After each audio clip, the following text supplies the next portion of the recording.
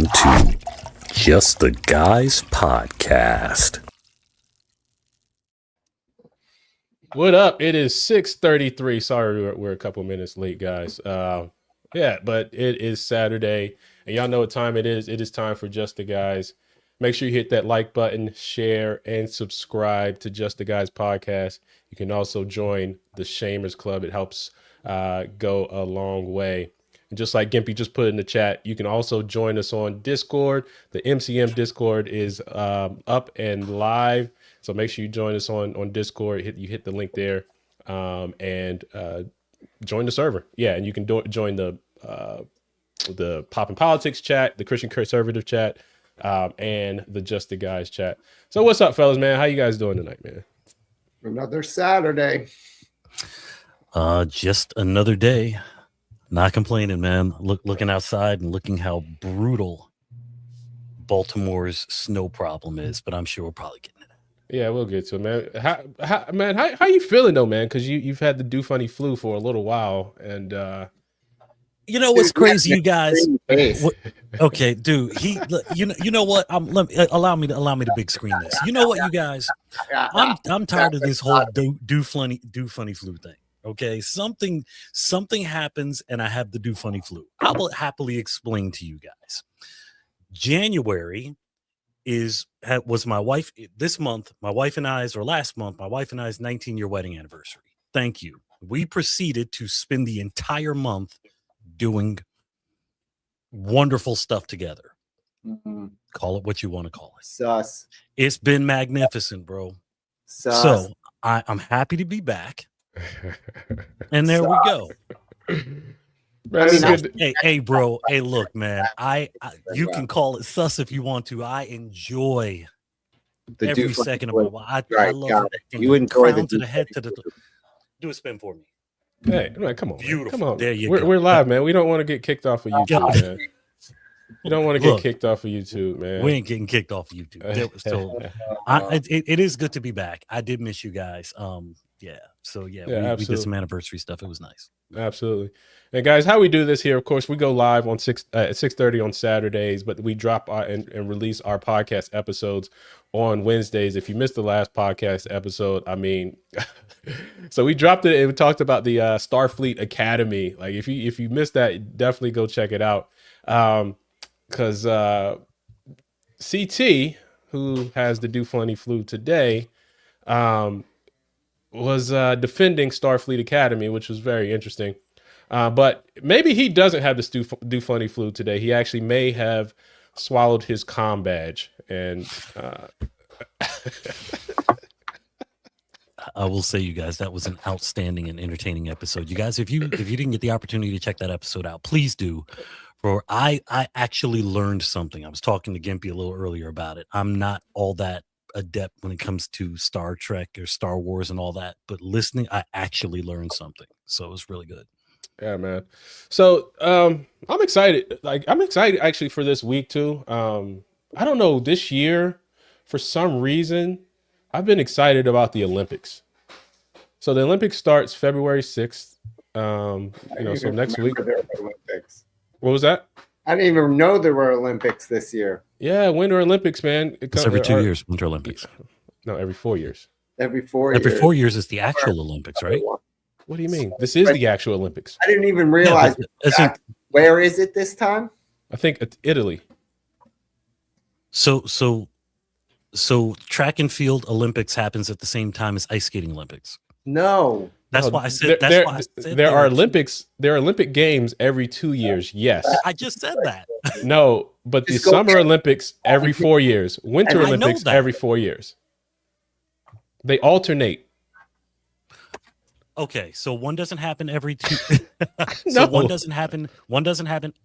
I was under the presupposition that every 2 years was the Winter Olympics, and every 4 years was like the actual Summer Olympics. I thought that's how that. No. There we go. I just learned something. So every 4 years there's a Summer Olympics. Every 4 years there's a Winter Olympics, but they're staggered 2 years each. Okay. Yeah. Okay. That would make sense. Okay. No. You know how I timed it? You guys called me do funny, whatever. I literally thought, okay, so we have the presidential election, so that means one of the major Olympics is happening, and then we have the midterms and all that. So I was that's how I timed it. So hey, look, I learned about Star Trek and I learned about the Olympics. There we go. Cheers. I'm starting to wait till he starts telling us I learned how to breathe and I learned how to tie my shoes. Dude, where's my toaster at? I literally Bro, I don't know if you should bring up a toaster, man. Guys, all right, so we're here in Maryland, man, and this week it snowed. Hold on, before I go there, man, I am excited for the Olympics. I don't know why. I think it's maybe a little nostalgia. I remember just watching, it's particularly the Winter Olympics growing up. I don't know if y'all remember that Sega Lilyhammer when they had the Winter Olympics on Sega.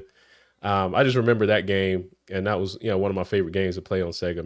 Maybe I was a real nerd, but I don't know. It's just maybe a little bit of nostalgia this year about just the Winter Olympics. Snowboarding, curling, clubbing, Nancy Kerrigan. That's Winter Olympics, baby. True.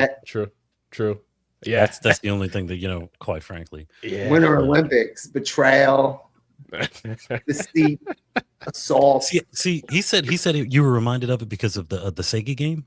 Yeah, I mean, I don't know if it's a little nostalgia or what, man. I just like the only Olympic game I ever remember was for Nintendo, and there was the big pad, and you'd be sitting there on which Nintendo was that? 1984 regular Nintendo had the regular Nintendo gamepad, big controller pad. Yes, and it had the Olympics. That's the only. So I'm embarrassed to be in the same classification as nerd as the rest of you. Oh, man. Look, what are you talking about, man? You're a nerd. Gamer today, bro. Look at the TV on the back of the wall. Oh, you can't see it now. Good for you. You're gaming all the time. Yeah, man. But so speaking of Winter Olympics, I mean, Baltimore has been going through its own, I guess, Winter Olympics. Now, you guys have lived in. I grew up in the South, right? So I grew up in South Carolina. I was born in Baltimore, but I grew up in South Carolina. And granted, like if there was the threat of snow, everything would shut down. So I get it. But now here, right? I mean, I live in Maryland and been in Baltimore, but this year the snow response, I think, has just been abysmal. To the point it's been laughable, to be honest. And I'm actually glad I'm not in Baltimore City right now because they are having a rough time there, man. I want to play this clip from WBAL because there's been a lot of issues. One, with people digging out of the snow. So it's one thing to dig out the snow, you dig your car out, and then what happens in Baltimore? There's a cultural thing. Maybe other cities do this too. But once you dig out of the snow, you put something there to mark your spot. Like, I did the hard work. I dug this spot out for my car. When I return home, I would like to be able to enjoy the fruits of my labor, right?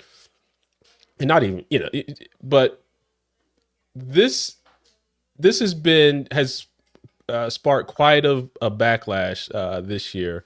And a lot of people are taking to, social media and the radio to respond. So let's play this clip here. The chairs being or not being allowed to be in the streets. It's bigger than the chairs. And people are not, yes, we've shoveled out the snow with middle-class families. People know that in Baltimore you guard your parking spots with folding chairs. I mean, that's what they're talking about, right? The chairs out in the snow. It's how their people are protecting their spots after they clean them. Mm-hmm. Yeah, that's what they're talking about. So what's happened is the mayor of Baltimore has pretty much kind of come up with this plan where you can call 311. That if somebody has reserved their spot, their chairs, you can call 311, tell on your neighbor, and they would come pick up the chairs. And then throw them out. That's crazy. But that's the mayor in the city's office is making a big push and big campaign out of this. And this is a caller responding, to that. We doing our part, but the problem wasn't even about the snow as much as it was about the compiling of issues that we as citizens, tax-paying citizens in Baltimore, are facing with the high utility bills, the increased fees and less services that we feel as taxpayers. It's compiling. So for one to say you just not going to be able to block your spot. It wasn't even about the spot. It demonstrated the lack of connectivity that one has to the people that you say you represent and how connected you really are to the machine that has pushed you. That was a disconnected statement for one to make who comes from Park Heights. We know you know what this is. Why are we acting brand new about this? And then to add insult to injury, these are the same ones, the same people that you say you represent us, that are paying the increased taxes, increased fees. We expect not to have this issue. We expect not to be pressed like this. It's bigger than a chair. It's the continuation of constant fees and us being beat down and looking at our bank accounts and saying, why did we vote this way?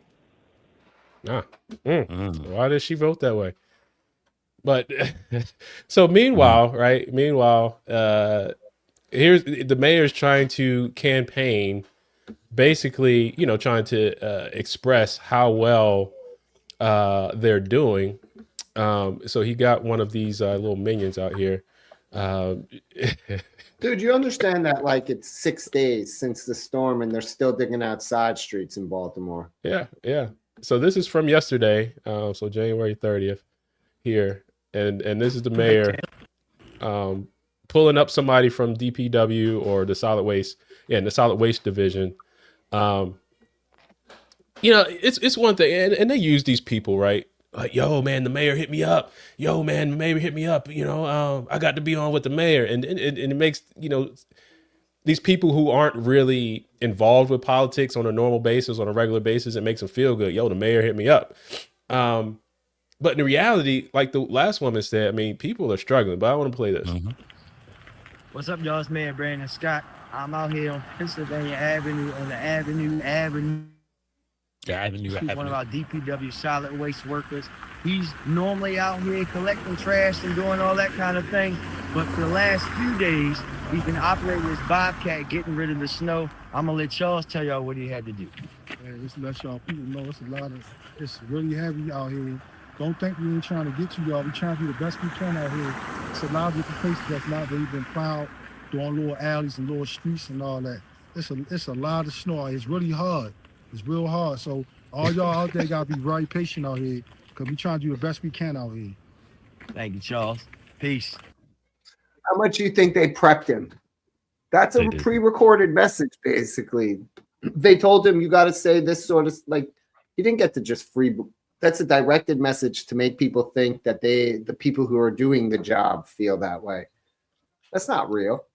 Who believes that anymore in 2026?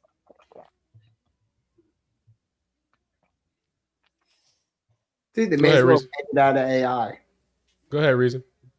Yeah, this is absolutely terrible. Gimpy, I know you're a New Yorker, right? I am. Yes, I'm from Jersey. So this was.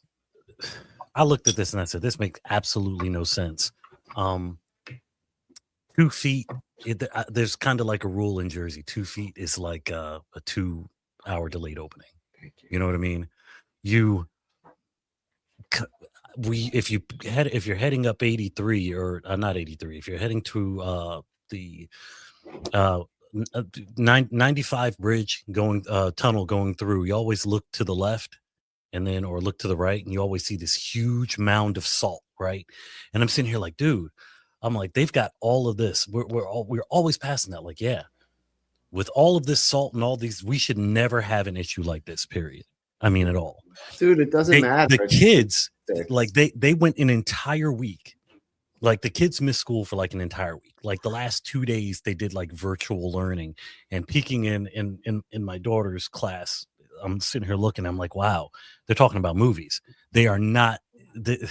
I mean, come on, dude. You can't you understand that the sort of snow this was, unless you know how to deal with it already, you can't deal with this, dude. It took them a half a day just to clean up my little section here, right? Like the little T that makes up my part of my neighborhood. It took them half a day. What is this, like 30 row homes, right? Like tops? You said a half a day? It took half a day to clear the lots here, dude. That's not bad. Our lot took. Dude, I'm just saying, like, it's 4. small. My lot it's not big. There was so much snow and ice and so much. You need, but by the time they got full gear in my neighborhood, it was like 3 or 4 Bobcats.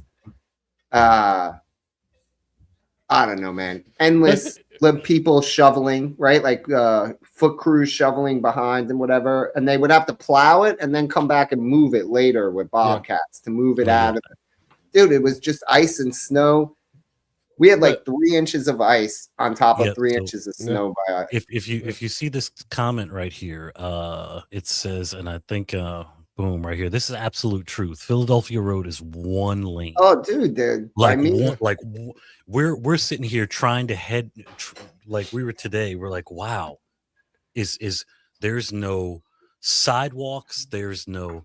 You have half a car length on both sides of the street. We're like, holy cow! So cars are hanging out on the side of the road, so other cars coming the other way have the space to go. See, but ours which is technically a 2-lane road. You know? Dude, hello. So first of all, Fort Smallwood Road also has it. Anne Arundel isn't any better, but we're privatized, dude. Yep. The Anne Arundel had Hilltop over here clear. When the snow was over, Hilltop was good. The main road was good. It's all the ones we're privately responsible for because we didn't handle it right here and we weren't prepared and we took stupid advice, I guess, right? Like the HOA in my era took dumbass advice. They got screwed, man. I have pictures of the guy trying to plow when the snow ended at night and he's stuck in front of my house. The Cisco for says an hour, our snowplow was just stuck in front of my house, man, spinning. Just it was a lot of snow, man. Dude, if you don't know how to handle this sort of snow that we just got, it crushes you. Well, it's not the snow, it's the ice. Right? That's what I mean. That it's a snowstorm with an ice storm at the end. Yeah, all 3 of them. Yeah, we're in Maryland. We're in Maryland. But I want to go back to this Baltimore thing, right? Because what the lady on the phone was complaining about, right, is the Department of Transportation was saying this is the definition of being a good neighbor, right? And this actually kind of ties into the idea of communism because, right, it's like I do the work, but someone else benefits, right? And I'm being a bad neighbor if I say the spot that I cleared out, I should be able to maintain. And the amount of, push for saying, hey, if you see people putting their chairs out, call and tell on them. Call 311, like tell on your neighbors. And we're going to put and mark it as 311 debris in the roadway. And there's a faster response to coming picking up chairs than actually cleaning up. So, I mean, you can have like these monster trucks coming down the street to grab some chairs instead of having the trucks come down the street to shovel the snow, right? And then it's like, it's just crazy. But to me, this represents, and everybody at some point has some experience, with an idea or a concept, I think, of socialism or communism that is repulsive, right? So again, this is one of those examples of, look, man, I worked hard to clean out this spot, and especially with as much snow as we had, how much digging people were doing, and for it to not just be snow but also be ice, and then say, hey, like, look, man, I cleaned this spot out. Yo, like this is my spot. I don't care what you say, and for the government to be saying, hey, tell on your neighbors and road, huh? Right. Like it's public. I get what you're saying. The labor involved should buy you the temporary ownership till the storm necessity passes, right? I know you're not saying like that spot's yours forever, but no. Yeah. I'm saying like, look, man, and like if you're in a neighborhood, bro, like most people know. Hold on, the government has a position, right? There are multiple things, again, and I'm not on the government side on this, but it's not as simple as you're presenting it. It's you are occupying public space. That you're not allowed to take that spot just because you cleared it. It's public. Anybody can park. It's first come, first serve. That's the rules. That's not an assigned spot. That's not, I did the government's job, so now I occupy the government's land. I'm like, and I'm only giving you pushback because the truth is that that's a convenience that everybody in the neighborhood agrees to, that everybody's going to play by, but it's not actually the rules. I mean, I get it. You're right. Directly in counter to that. The rules support what the government's position is. Now, the rat on your neighbor, call 311 bullshit, that's communism for me, the little too much communism. But the argument is that this is why you can never have utopia, because it only takes one person to mess up the good thing, right? Because it's only a problem with the chairs because one person keeps complaining. It doesn't matter. The government only is doing something about it because someone's complaining. If no one was complaining about it, so it's not like that it's a universal thing that everybody's happy about the chairs. All the lazy people hate the chairs. No, lazy people hate the chairs. Yeah, the ones who won't spots. Yeah. Spot, right? No, like that. He's 100% right about that. Yeah. And the who said Jay said most are shoveling to get a car out, not to clean out spot for later. No, when you live in places like, where I live, we have an entire street that has numbers on where you live and all of that good stuff, where you park, where, you park in front of your place or in complexes like that. So a lot of us, we were digging out, and I sat there and I said it myself. I'm like, wow, I am not going to sit here and put chairs here. That's not a thing for me. But I tell you this, when I got home from work, and I'm sitting here, I'm like, dude, that makes me so mad. The spot that I cleaned out earlier today that no one else did is no longer there. So I can understand why these people would be like that. I mean, also, I don't know if you guys saw it. There's a Ring camera video out there in which a young lady walks up and she hits the Ring camera, and I was just looking for it. I can't find it. She said, yeah, somebody covered up my car. I was wondering, did you see who did it? And the young lady was like, yeah, I saw who did it. And she was like, and that's all she said, because she understood that everybody who's been out there shoveling spots out want that spot that they shoveled out. It took them 2 hours to shovel that spot out. So, that's the labor that you did. Yeah. So that's why this young lady who's been parking in other people's spots, they completely did something about it. They were like, oh, okay. And the person who witnessed it with their camera was like, yeah, I'm not going to tell you though. So, yeah. I'm just saying, man, I think this is what I guess kind of breaks down community when they have no, and you talk about a little bit like social contract, like just social kind of like we're courtesy. Not connected anymore. If you were all connected in a neighborhood, no? Right? Like the old days where all the old ladies sat out and talked that evening, all the kids, right? The way I grew up, I mean, way they grew up before me. Dude, all that, we don't have any of that. Neighborhoods aren't interconnected people. We're all strangers. How many of your neighbors do you know? Okay, if I may. Have I said this to either one of you guys? I think I've said this before. We've been here for a little while. Daughter's a Girl Scout. Know all the Girl Scout moms. Know almost all of the owner of the 7-Eleven that's over here. That's not your community. Owner of that's through activity. No, but I mean, I just believe in community. And that's okay. But again, how many of because we have such a rental and transient society now, people move so much and change location so often. How many of your neighbors do you know? Like 40% of the townhomes in my neighborhood are rentals. Like even if I got to know 6 months, 12 months, every so often, 80% of that group rolls over. They're not permanent. They change. Like I'm just saying, like, how can we have in a modern day society have a community the way we all need? Well, the way everyone needs it to be, honestly. Yeah. Shantia Frazier 7059. Thank you so much. Says, does each state get extra funding from FEMA due to cleanup delays once they've declared a state of emergency? Logic? That I'm not sure about. So I'm not sure about that. I don't know if they get extra funding, but I do think it like, for example, certain roadways and things like that are, for example, like a snow emergency route or things like that. Like there's different restrictions there. But far as it's more or less heightened response and readiness when state of emergency, right? So, for example, like SHA will be, or State Highway Administration will have vehicles deployed in certain locations, depending on the nature of the state of emergency. So, I mean, that's what I think that one is. Yeah, go ahead. It would have to be something bigger than this. This is all Yeah. normal within the scope of normal snow cleanup. Like it would have to be like one of those blizzards where like 2 feet dumped in a night and people were trapped for days for FEMA to be active. Right? There actually has to be an emergency.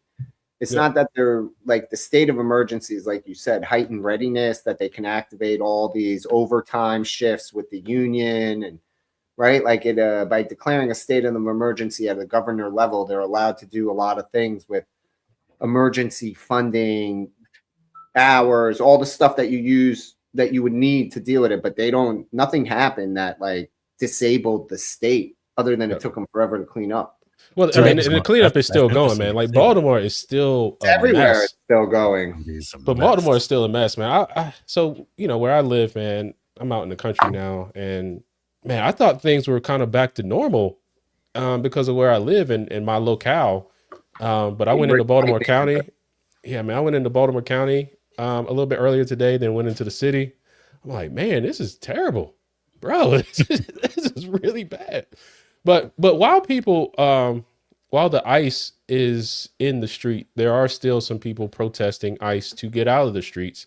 And this was in downtown Baltimore the other day. Protests are still happening.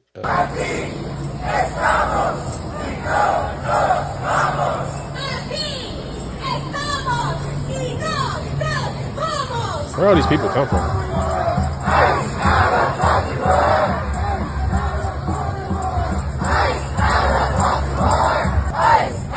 When I say whose streets, you say our streets. Whose streets? Our streets. Justice for a neighborhood. Justice for King Porter. Justice for King Porter. No peace, no ice in our streets. Power to all the people. Power to all the people.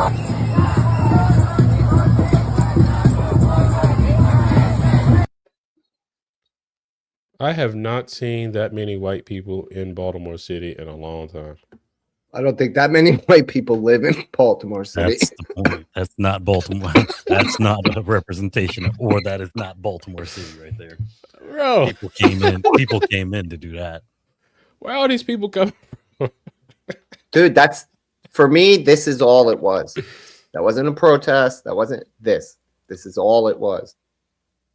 Bro, like, yo, where are all these people? And then I guess they're trying to I mean, the streets were clear enough for them to protest, right? I mean, they'd protest during the blizzard if they were paid.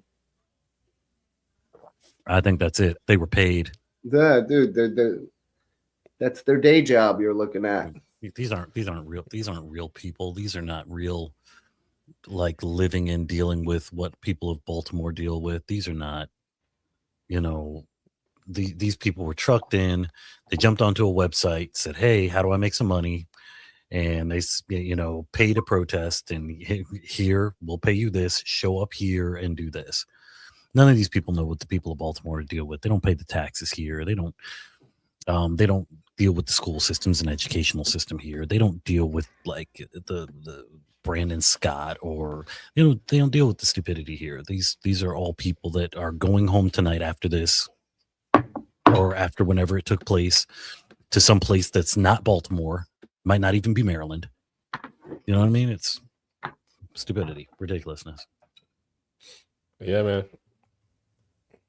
Hold on. All right, hold on. I'm typing something. Dude, I was shocked to see how Maryland got crippled by this. Really? Yes. Wow. Dude, this would be not like, this should have been nothing for the way everyone, for all the hullabaloo and all the week-long prep, the blizzard, no matter what, everybody's going to get snow. There's no version of this that you're not getting, 3 to 5 inches of snow. And then like everywhere, just like, deer in headlights in every direction. Man, I tell you, man, I think they were prepared out here, man. My neighborhood, they salted the night before, salted in the middle of the storm. Dude, that's when you live in an affluent, not rich, affluent is the word to describe your neighborhood. I'd say organized. Neighborhood. Affluent, white neighborhood. Hence, good public services, as is the motto of the United States of America. Sorry, but that's why you moved there. Don't lie. You left that city. You would be in that. Like a year ago, had this happened, you'd be in the middle of that in West Baltimore, right? If I recall correctly. Yeah. In the middle of that shitstorm that the guy's standing in front of telling you, oh, we'll get to you. Yeah, man, it's crazy. And I am happy. Happy I moved out more and more. So shout out to Soldiers of Finance. The Cisco and Soldiers of Finance is the key element that caused that, folks. Credit, man. There were multiple elements, but multiple elements, but the shortest element involved.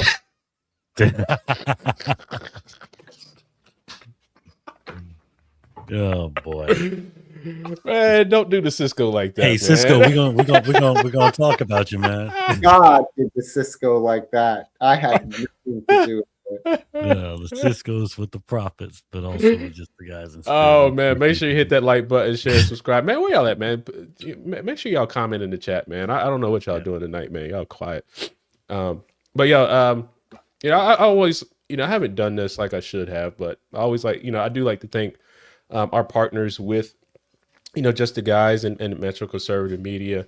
If you haven't already, go to switchwithlogic.com. Switch away from these uber leftist, progressive, communist organizations that are, quite frankly, killing your family. So if you can start your shopping away from the bad guys, the big guys, especially if a bunch of us little guys band together, we can really make a difference. So join the over 2 million shoppers that have made the switch. I made the switch. One of the best decisions I made over the past year and a half. We started shopping American made, American owned products, family owned products. So just go to switchwithlogic.com. Hold on, there's a banner. Go to switchwithlogic.com to learn more and to start to switch today. Guys, I am excited as well to launch in just a couple of hours the Metro Conservative Media website. So coming soon, just in time for Black History Month, because they say this organization is run by Jews. It is. Last time I checked, you're the most Jewish guy here. Guys, make sure you bookmark www.metroconservativemedia.com. www.metroconservativemedia.com. The site is going live in just a few hours, 12 hours. The site is going live. It's a trap. It is a trap. No shame. Man, this is a project we've been working on, and quite frankly, I think this is going to be powerful, man. It's really going to be powerful. And I want to give you a preview. So shout out to the S-Files. The S-Files, I don't know where you are.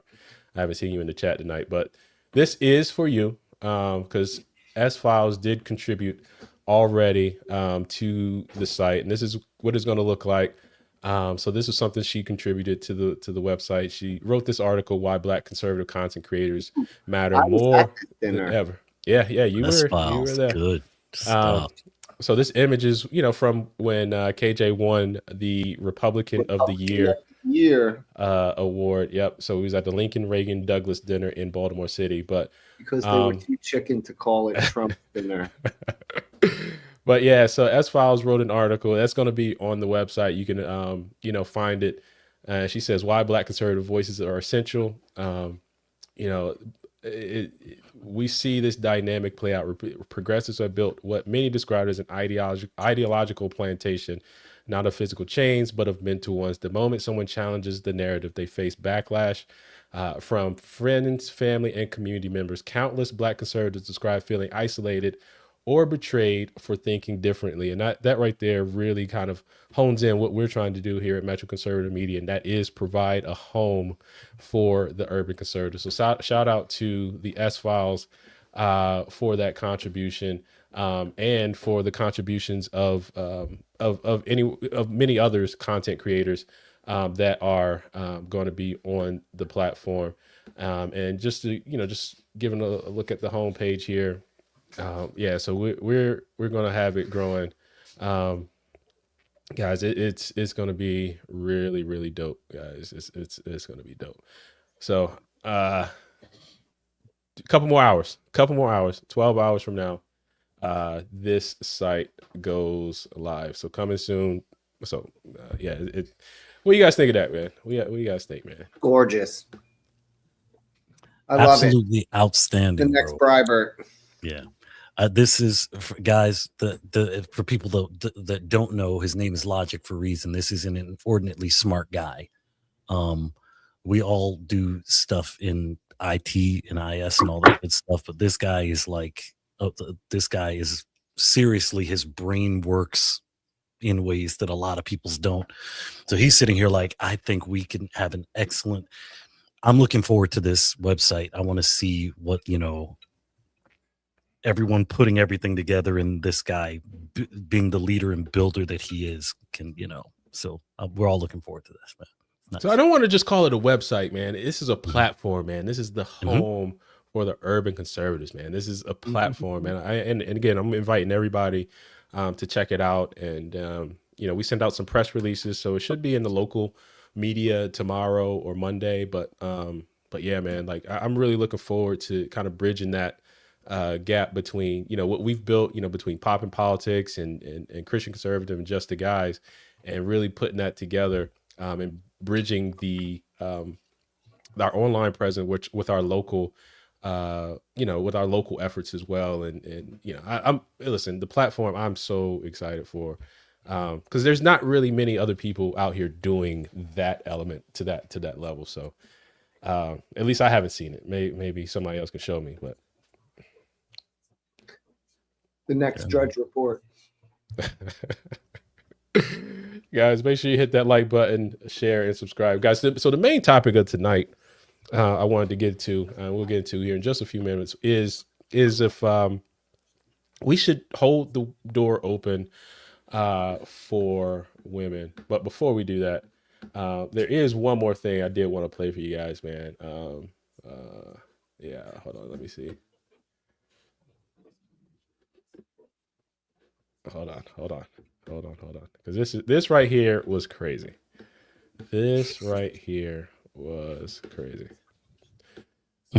So I didn't know who this person is, and until this came up.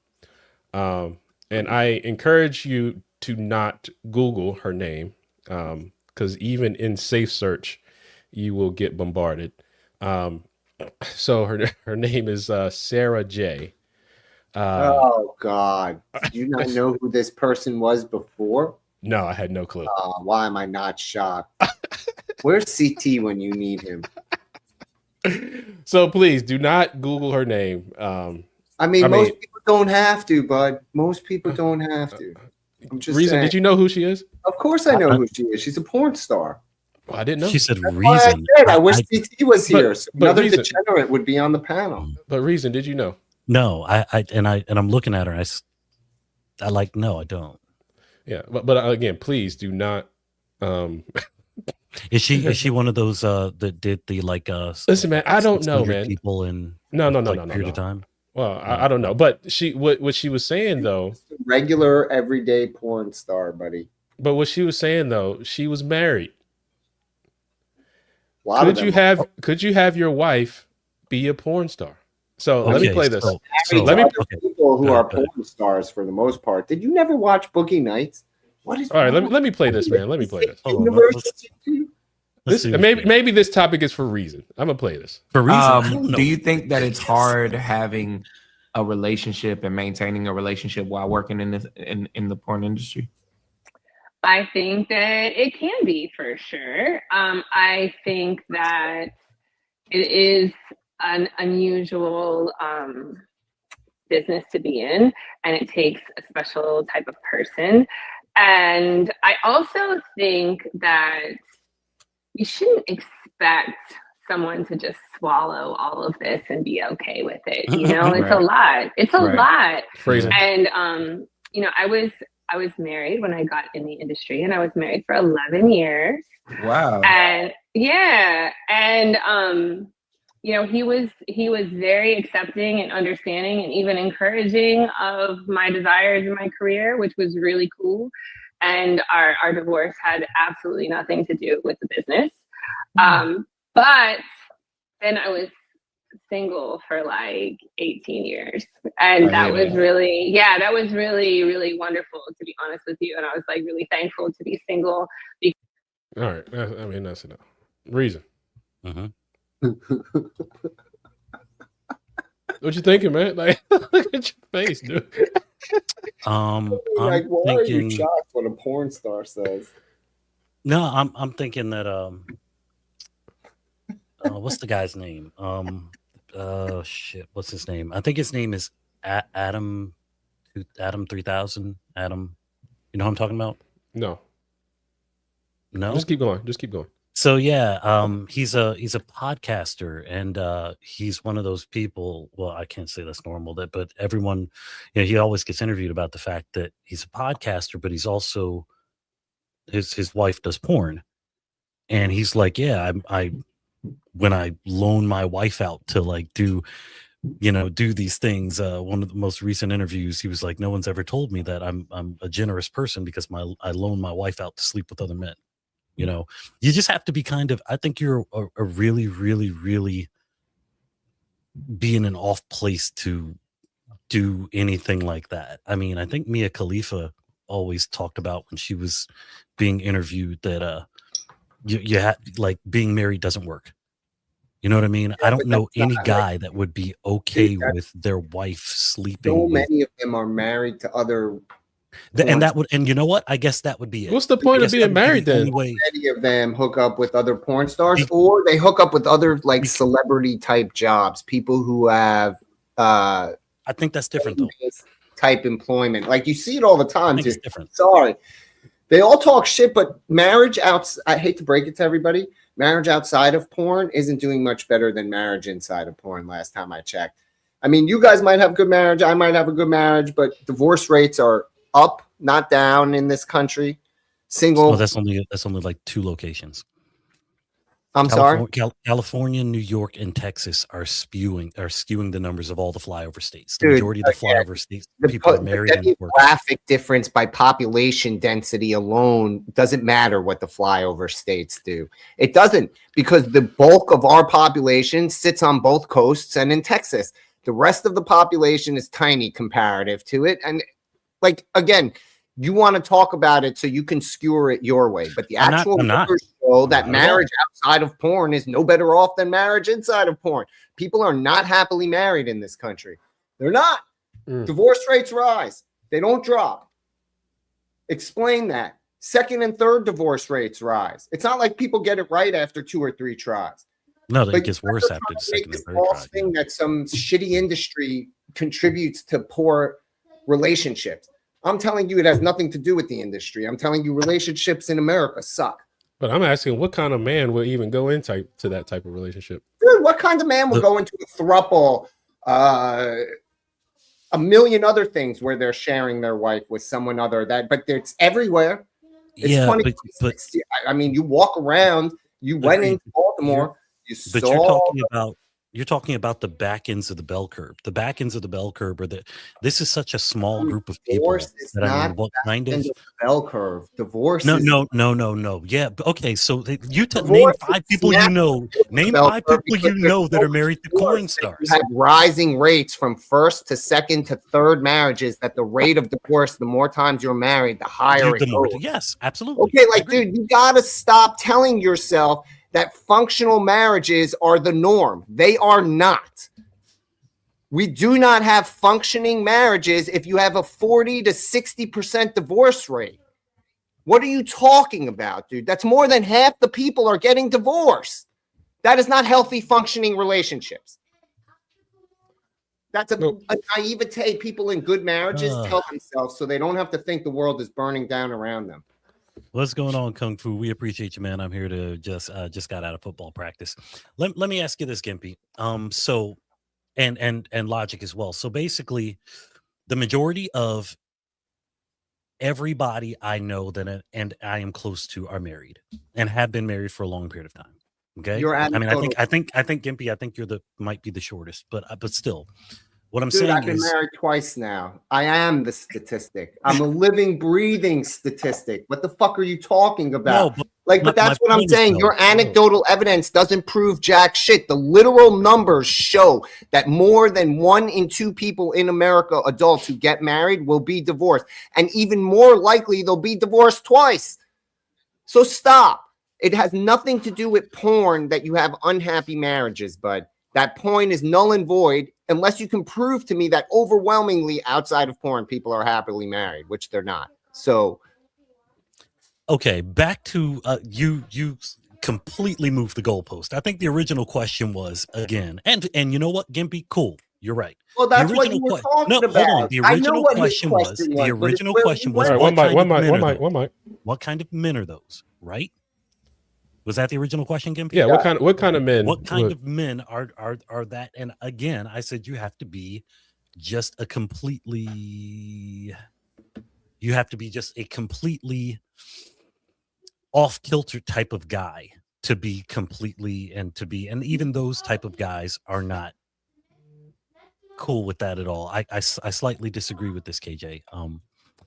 But no, that's a fact, dude. The practicing Christians have lower divorce rates. They do. The practicing of any religion have lower divorce rates than everybody's. Like, okay, that you know what? Okay, go look at, dude. They keep records of all these numbers because they hound on this shit. This is like some of the most recorded social shit that we have is divorce, families, religion, and how it all ties together. Because everyone argues they know the right answer. So again, like you specifically said, we don't have people who are happily married in this country. I don't care if Christians, I don't care if the practicing Christians have lower divorce. Yeah, okay. I mean, you know who claim they have the lowest amount of divorce rates? Jehovah's Witness. They claim they have the lowest amount of divorce rates, and none of the and I know a bunch of these people, and they're like, you know what, we just don't get divorced. Like I'd like it's we not that we're happy or not that we have to know, we just don't get divorced. So if your whole thing is one set of numbers is skewing another set of numbers to try to prove a point, that's that. One side. This is a number. Take away from my original point that people aren't happily married in this country overall. As an overwhelming majority, people are not happy in their relationship. Okay, but you also stated that people who are practicing religions. No, I was just agreeing. I'm sorry. I was just agreeing that the statistics say what KJ is saying. I'm not defending. I agree with your position on it. It just makes it look one way. People are still unhappy. It's not like Christians are overwhelmingly happily married. Or Jews are overwhelmingly. So let me ask, what does happily married mean anyway? Because when you frame it in that context, right? I mean, that's how they. But happy is kind of like objective. The requirement. What does it mean to be happily married? Because it's almost like we have this kind of. I mean, they measure romanticized view of marriage. No, I tell everybody every single day that asks, and this is, and I say it, marriage is a 24-hour day, 7-day a week job. If you are not interested, don't fill out the application. I say that often. It's probably the hardest thing you'll ever do in your life. It is the hardest thing you'll ever do in your life. Choose someone else above you. It's the hardest thing you'll ever do in your life, consistently, every single day. It's also the greatest thing you could ever do. And for those people that are sitting here like, you know what? I don't care about the aspect of, you know, how it makes me feel. I understand that there are ebbs and flows in life. I understand that things will never be perfect. If you go into a relationship or a marriage saying, you know what, I'm in this for companionship. I'm in this because biblically speaking, it's not good for man to be alone. And when people are together, they can. If you go into it like that and not go into it in the aspect of, you know what, I'm standing at or before I get there, if you grow together and if you struggle and you fight together and you build together and all of that good stuff, and you're not at the end or sitting here like, you know what, I'm going to wait for this person to be finished and I didn't work with them at all. That's how people end up getting fucking in divorce. People don't like to struggle with anybody anymore. People think that, you know what, it's all about, it's all about money. or it's all about no. When you die, guess what? You don't take anything with you. Life is about people, and because people, and especially in this culture, the American culture, they think life is about don't stuff. even live in the reality we live in. And I'm glad you have a happy marriage, and I'm not knocking. No, I'm not even talking about my marriage. I'm talking about the fact that that's the problem. You are definitely not living in the real world. Like, again, you don't think people think that life is not about people? You think they think life's about stuff? Women today, life's about stuff. That's what America. Hold on. One mic, guys. All right, Gippy, go ahead. Sir, a 20-year-old woman looks on her phone and sees what every aspect of the 1%er has to offer to the world. I agree. How is a working stiff supposed to compete with the video box in the hand that feeds them a lie 24/7? Right? You're proving my point. There's an entire theme, or whatever you want to call it, genre on the internet of people who were influencers, from the e-thoughts to just the everyday red pill bros, who come back now and are trying to remonetize themselves outside of those realms of being like pornographic or red pill. And they talk about how the influencing job manipulates things, right? Like how the women edit their images, or they physically get surgeries, or the men and what they do for their videos to look bigger, whatever, all that shit. And it's a whole genre of just spilling the beans of how everything on the internet is fake. Dude, you know, in like JFK Airport, you can pay money to go into a super fancy Lear jet and take pictures, right? And take photos. Yep. It doesn't move. It just sits there on the runway for you to pretend like you're in a fancy. And influencers use it all the time. It's a revolving door. You literally have to book it. They have ones that are made too that aren't even on a plane. They have ones that you could just go and seats are made. I got one right here. I'm just so my. I got one in my backyard. You go and you hand people this, and they can see the top 1%. What does a working relationship stand a chance? You have to settle all the time. In a healthy relationship, both parts, it's the world's worst day every day, because no one is getting what they want all the time in a healthy relationship, because it's one compromise after another. It's two people working for the betterment of the whole at the best rate they can all the time. So you're agreeing. So no, I know. So I'm just saying, like, you have to.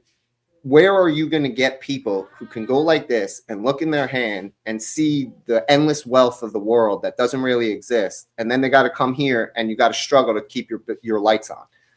Well, I think young people are starting to shift, though. There are a lot of especially young guys, because they see how fake everything online is. Because a lot of it, I mean, think about it, man. With AI and all the tools that exist, they're creating how fake things are. But since they know that, they're able to, dare I say, delineate, because they know this is fake. So I know real life isn't like that. And I do see a lot of young guys now. I mean, we had the young kid Kamari in the studio. We didn't really, we weren't around him but for like a year, and this young man just started seeing things differently, you know what I mean, just from being around us. And then when he's talking to his friend group, and they're like, yeah, man, like when they're on video games, they're playing, they're not worried about all this fake stuff like that. They know the world doesn't exist like that. Now, young ladies, I don't know how it exists for them, but I do know young men are seeing the world as it is. So maybe that's where the competition is. No, they're not. No, again, your anecdotal evidence. Look. All right. So what is your anecdotal evidence? Not anecdotal, Gimpy. Stop. We might know good kids who work hard, but you have to open up your eyes and look around you. This is for me opening my eyes and looking around me. This is your right here in your life. Look at the world. Look at what goes on. Look at the youth who protested on all the college campuses. Look at all that. Look at all the street protests of the youth running a mouth for things like overthrowing their own government because enforcement of laws is somehow wrong. Man, how many kids are out there just to get a free meal? I'm sorry, you are looking at whole swaths of kids who can't read, write, or do math at their grade level, but somehow they're at every activist. They're synced in, digitized. It is a vast minority of the youth that are not being sucked up by the digitization of the brain. I am sorry. Cool. It just It's everywhere. Look around. Okay. Look at every kid go into every coffee shop. Look at every kid who works behind the counter and how they're connected to their phone. Go to every minimum wage job where kids work, where entry level is, all the youth, and separate them from their phone. Let me see you do it. But Okay, let me ask. so- Let me so ask. hold Let me on. ask. Can Let me I ask. respond to him Hold on, reason. Let me ask, because we saw recently one of the greatest college movements, and it's still continuing in what Charlie Kirk was doing and what TPUSA continues to do. There is an appetite with young people to break away from all the fakeness, and yes, we do see the destruction happening, but that is not the majority. That is a loud minority. And I get what you're saying, because this is what's front and center. This is what's on the news. This is what we see is organized. But in reality, man, these kids are out there, like, they want to see the world for what it is. They don't believe in all the fake stuff. So I just think the next generation is not going to be as susceptible to the fakeness that this transitory generation has been. That's just all I'm saying. I'm glad you're also hopeful, but hold an on. interview for an entry level position for someone in their 20s. And that's anecdotal. You like us, Gimpy, are a dime on the plain size of a football field, right? What I'm getting at is, I'm just like, the statistics support what I say. The actual numbers point that the youth are not. That this is a manufactured thing by the Christian right to make it look like the youth are vastly swinging right, especially because of the Trump election. Like somehow that. But the actual numbers don't really support that. When you go look at it, the left is swallowing the youth whole, like 10-1. Okay, so first, thank you, Positive Vibes. We appreciate you. It's always good seeing you. Hey guys, just trying to support the channel. Love it here. We appreciate you. Thank you so much. But I think what Logic said earlier makes a whole lot of sense. He said, I don't know how it's affecting the women, because it affects the men very differently. Society, no matter what, lets men know every single day if we're inordinately inadequate. It does. I don't care what social media men look at. If we fuck up in life, society will let us know that we're doing a bad job. Mm-hmm. Either it's, we could walk outside, get kicked out of our house, and be in the snow and be homeless. I tell my daughter all the time, I'm like, you could walk down the street and some random guy will pull over and say, hey, and try to take you out to lunch or dinner or something like that. Society treats the sexes different. And because of that, the sexes see social media differently. Men aren't looking at the top 1% in social media. We're not. We're trying to become that because we know that's the only way the women will give us a shot. That's why when I say, the whole aspect of marriage is you having to work together and not be at the finish line waiting, because that's literally what it is. The only way that society will see, and quite frankly, I think we're at a point right now, and tell me if I'm wrong, you guys, in which people see marriage today is something like that's only for the elite. Like, people see marriage as, it's one of those things in which, we're not even thinking about that anymore. It's something that's hard. It's unattainable. It is a smartwatch in comparison to a Rolex. You know what I mean? And I'm just sitting there like, no, all it takes is work. And the problem today is people don't want to work. The worst thing that could have ever happened was them coming up with irreconcilable differences as a way to get divorced. You want to fix the marriage problem. It's very, very simple. Make it as hard to get divorced to get married. If you make it a lot harder to get married and easier to get divorced, it would completely change the numbers in marriage, because people would be like, you know what? Oh my gosh, I have to do all of this to get married. They would actually do the work that it would take. Talking about, you can get it done in an afternoon. What? You can't get divorce. Is simple to do in most states at this point in history, unless you have kids. Without kids, divorce can take an afternoon, by the way. Kids is the only thing that makes it, because you have to deal with structuring out the kids. And even then, if it's everybody's agreed and you go with lawyers, it flies. It's like even the minimum requirements can be waived in a lot of places. Like, you got to stop. Like, all we've done by changing the rules and making things not like, if you make a lifetime commitment, it should be a lifetime commitment. You shouldn't be able to get a backdoor out, right? Yeah, this is terrible. I mean that, but that's what I'm saying. You guys keep talking like the kids can read and write and somehow they're all good again. And none of that's true, dude. My wife teaches 5th grade, man. Kids get worse year after year. They can't sit still longer. And yeah, some of them there might be a resurgence of right-wing mentality amongst the youth, or at least the families of youth, or whatever you want to call it, dude. It doesn't amount to shit when the statistics show that the socialists eat up us 10-1. It's only because of things like Scott Pressler and all these things where we're pushing to flip voting now that it's turning, because there are people actively getting red voters to exist. Otherwise, the system was turning everything blue. That was our problem. But somehow, because of this argument and the framing of it, we're forgetting the core problem of how the communists are running the country currently, and how they run big cities, and how they... Yeah. So speaking of that, dude, communist goal, we communist goal number 40: discredit the family as an institution, encourage promiscuity and easy divorce. Yeah, and we started with porn and marriage. Yep. And I'm telling you, the only types of guys that ever can succeed are the same degenerate level men as the women they want to marry, because they share that degenerate mentality. You're right. You're right. All right, guys, make sure you hit that like button, share, and subscribe to Just the Guys podcast. Remember, we go live at 6:30 on Saturdays, and our podcast episodes come out on Wednesdays. So yeah, make sure you hit that like button, subscribe, and share. Also, you can join us on Discord.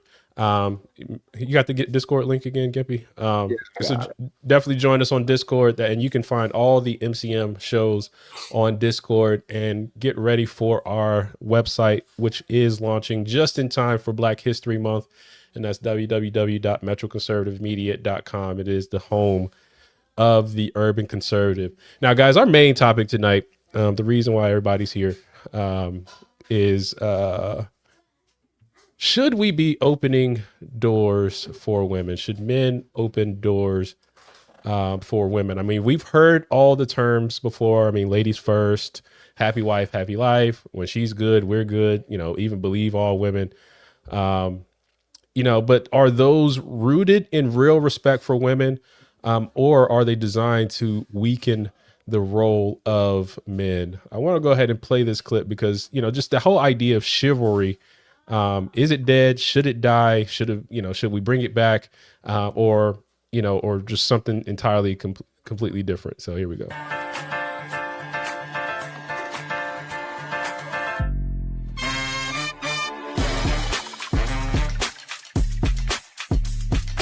Royal, abundant, magnificent, rising. Let's talk about the theory behind opening the door. Victorian times, dress was too big, arms was too small, couldn't reach the door. Baby on the titty, couldn't reach the door. Grocery bags, couldn't reach the door. Or it could be invaders behind the door, so the man got to open the door and make sure they don't steal his woman, land, and kill his children. Why do we give our seat to a woman? Well, as she sits, the man is the head, he's higher, he surveys, make sure ain't nothing dangerous coming. Theory behind opening the door for a woman is not just to open the door. It is to lighten the load and add a layer of protection. You've been taught to open the door, but why? Listen, fellas, this is very important, y'all. Open the doors for the women, okay? Open the doors for women. Women are very, very important. You need to start opening the doors for women. Put them first, okay? And the reason why I say this is because they never told us the reason why we're supposed to open the door for a woman first. I'm going to give you an example. Let's say that y'all are on a family date, okay? Y'all having family time, whatever, having a family date. You mess around and go to the zoo and take the kids there, y'all be able to have fun. You don't let the kids go in first, okay? You put the woman first, all right?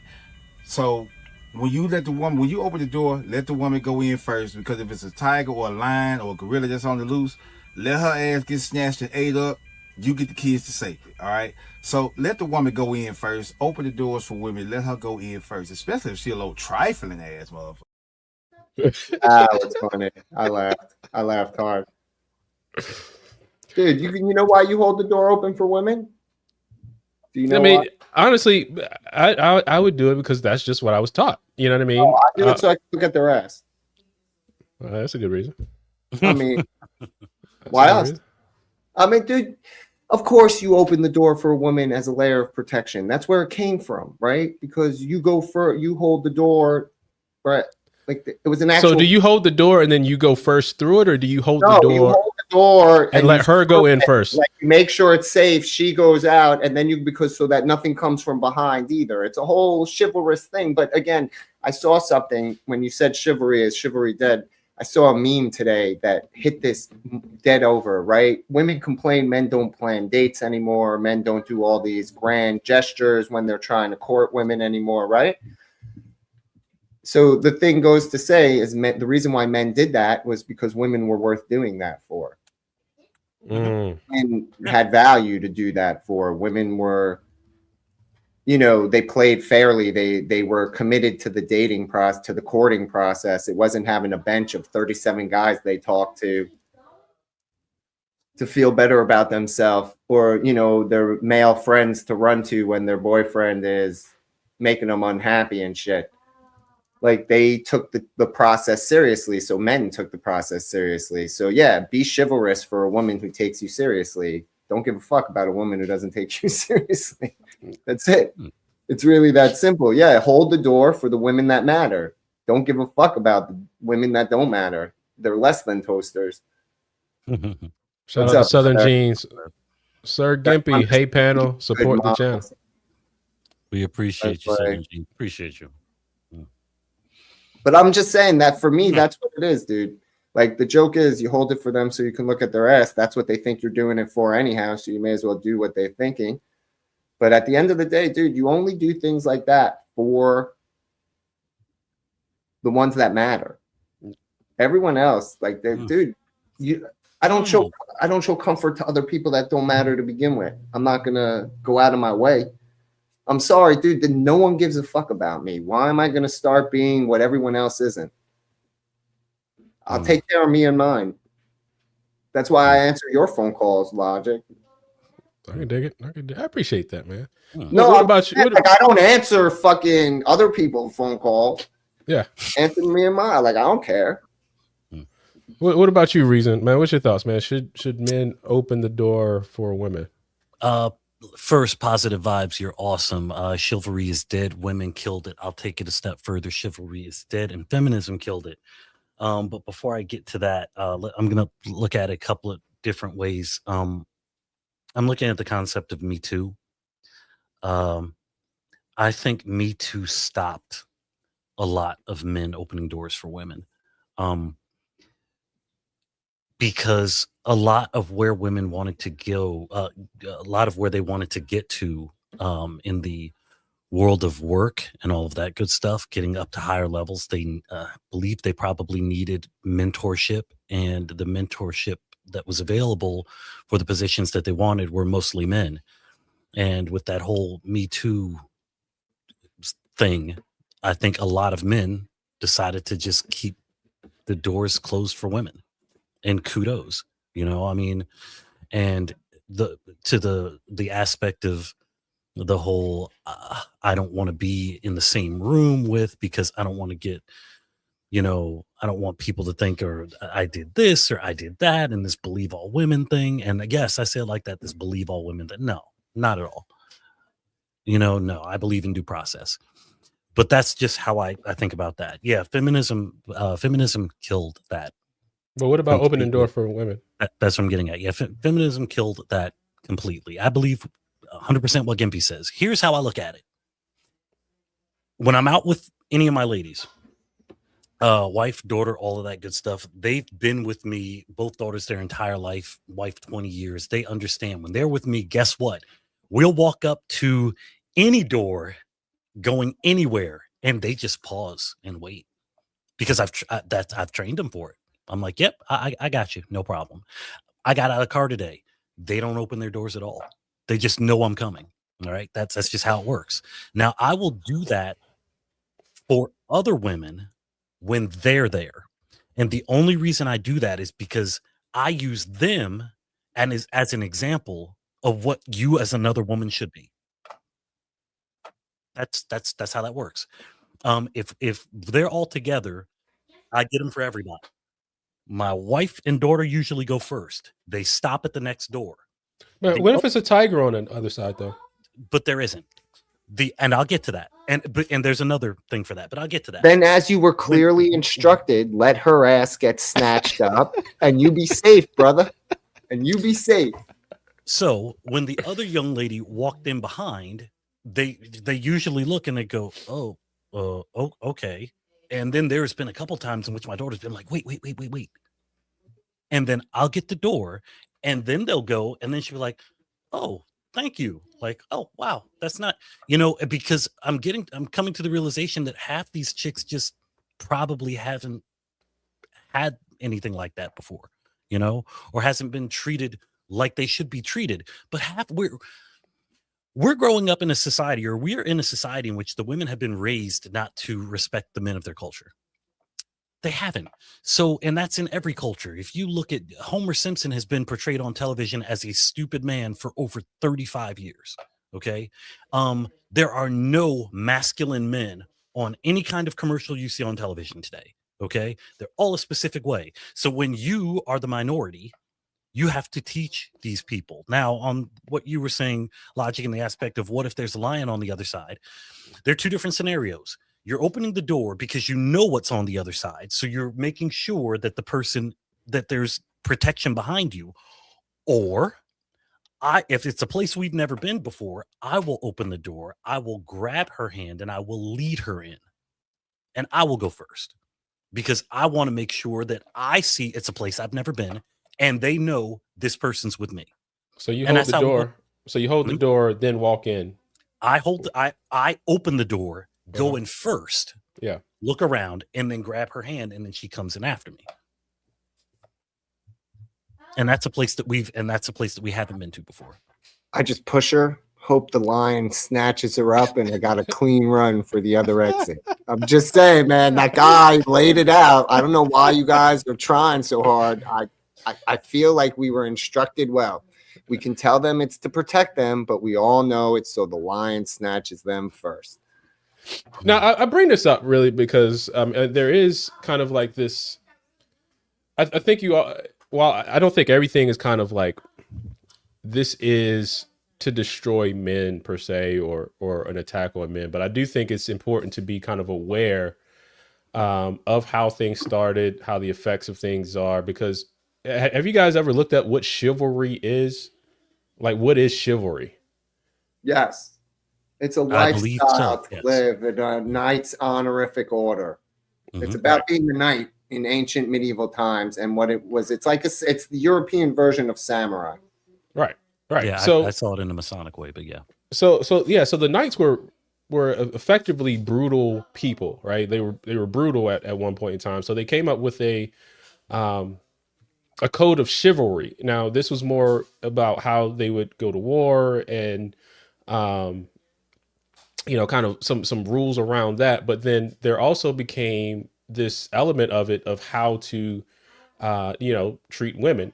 But that was because of the influence of the church, right? The church back then kind of got involved and said, these guys are brutal. These guys are like thugs. How can we, quote unquote, tame the knights? This code of chivalry was designed. But the other part of it beyond that was kind of the romanticization. I don't know if that's the right word. But it was romanticized in a way to now kind of be an idea where we pretty much put women on a pedestal, right? Instead of being more designed to protect and be leaders as men. To what I'm seeing now is that we use chivalry kind of as a way to then put women on a pedestal, which then does in turn diminish the role of men. But I want to play this because this does provide a bit of a good kind of view into the way the courting perspective of chivalry kind of came into play. was a knight's treatment of women.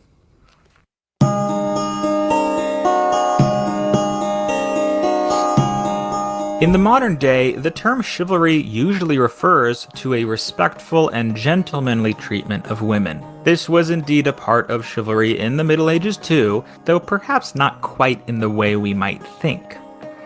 Courtly love described a specific type of platonic, or at the very least non-sexual, love between a knight and a lady, who was usually unavailable, either by being already married or being of a higher social class. Think Lancelot and Guinevere from the Arthurian legends. Guinevere was already married to King Arthur, but Lancelot fell deeply in love with her. At first it was just pining, and Lancelot had no plans to act on his feelings. But once Guinevere returned his affections, they started a sordid love affair. Of course, in the ideal courtly love relationship, no affair would take place. It was seen to be beneficial for a young knight to have a lady to have his eye on. Dude, it would civilize. Right, like you understand that that's a hyper convenient framing right there that allows for the window of massive degeneracy in the perfect courtship. But you understand, like all these ladies had lines of knight lovers that right, like this wasn't like this pure. This is just what we write down so people don't think we're degenerates. Man. This is the history of our degeneracy. Listen, I'm not debating you, bro. I'm just saying. I'm just saying, like anybody who gets fooled by that shit, I'm blown away in 2020. I'm not saying you guys are, but like someone watches this and believes that picturesque bullshit is what really actually happened. Right. Him and make him an even more effective knight as he would try to impress her. Ladies would sometimes give knights objects, like a handkerchief, as a show of favor before the knight went off to battle. This was meant to encourage the knight to fight his best. As you can see, this sort of culture really only applied to high-class women. Also, there's less respect and more admiration. The knights put these women on a pedestal, one that was impossible to live up to. And I think that leads well into our. So it seems like to me, like, right, the idea of chivalry, like, has been romanticized to, like you said at the end, toward but it's designed to get men to put women on a pedestal to try to achieve an unachievable goal, right? Which also diminishes the male's position. Oh, you're saying because it's ancient forms of simping. I'm just saying. It's the same thing because it's ancient forms of simping. Yeah, but dude, like you understand that's also like they killed each other over that simping, right? Yeah, seriously, they killed each other. Like after a while, some of these guys were just not okay with not being able to keep and they would just murk the guy with a sword in a duel because all you had to do was slap him across the face and you could fight to the death. Like it's not what they write that, right? Like the reason why chivalry became a thing in the modern day is they did it to sell fantasy books. So that woman would buy romance novels. So that Merlin and Guinevere and Lancelot and like they could recreate these concepts in the modern day so that they could have, but it's not, I don't see it even if it's true what you're saying, which I'm not saying it isn't, right? I'm not arguing that. It's unintended side effects. That's not what the point was. The point was to make money. We could say the point of anything is to make money. No. Chivalry specifically, the modernization of chivalry is to sell fantasy. The modern specifically, right? That's what he's talking about. He's talking about the modern. It's specifically to sell fantasy to women. It is. It's a marketing tool to sell romance novels. That's chivalry. Chivalry is 100% for women, and I believe chivalry again was killed by feminism. That's why my point is I don't think it's a purposeful meant to diminish men's scale. In fact, if you look at it from arguably what you would say female perspective, it elevates men.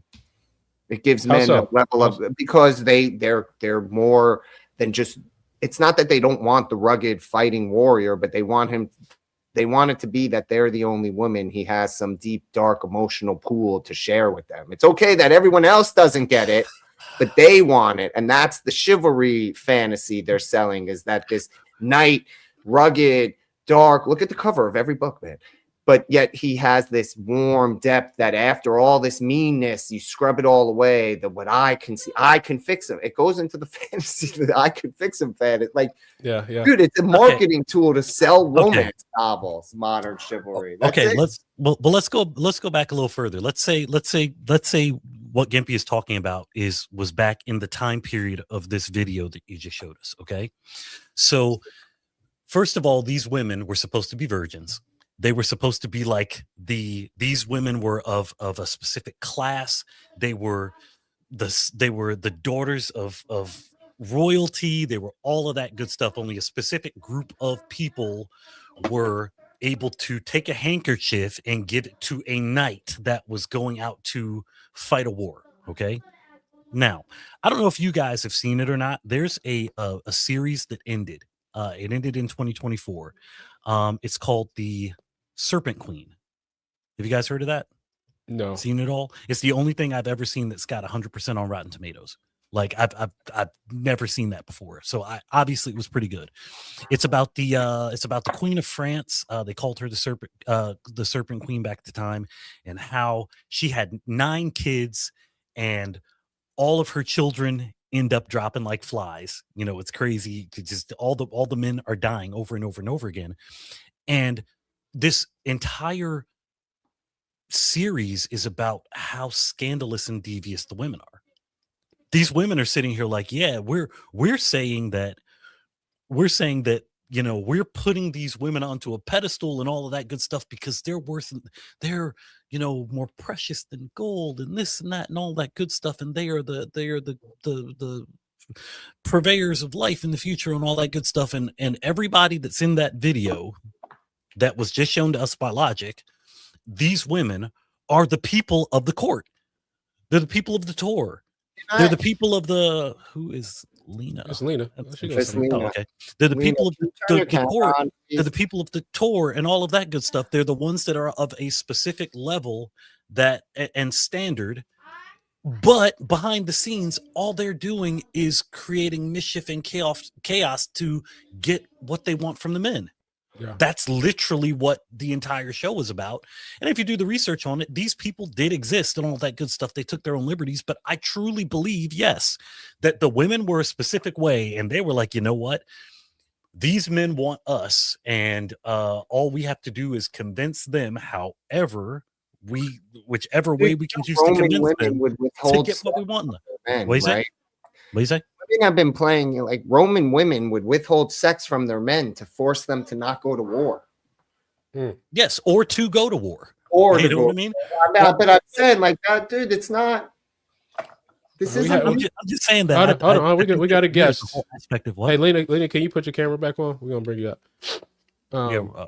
Yeah, I just think that it's weird that they're saying that all that the entire aspect of, you know, making women this, and it really truly did in that time period.